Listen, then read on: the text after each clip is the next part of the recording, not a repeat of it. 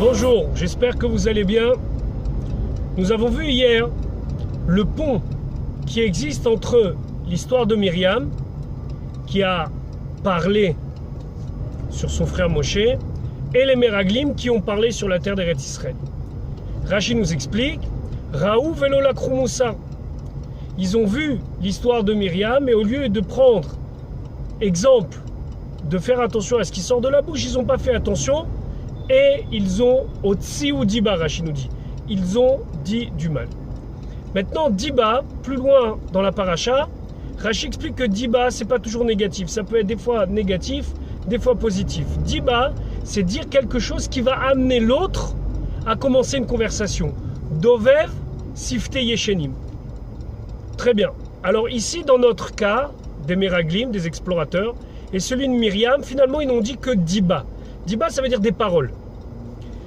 Grâce à cela, on peut maintenant comprendre la question du Ramban, du Nachmanide.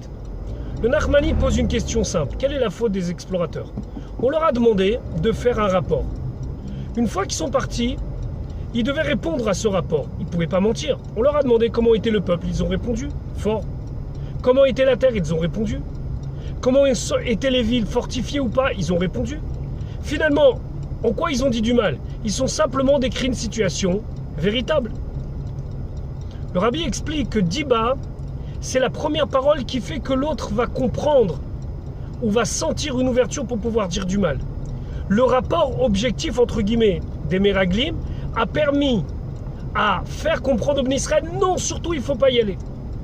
Les paroles objectives de Myriam concernant la vie privée de Moshe Rabbeinu ont entraîné automatiquement d'autres paroles sur est-ce que Moshe Rabbeinu fait bien ou ne fait pas bien.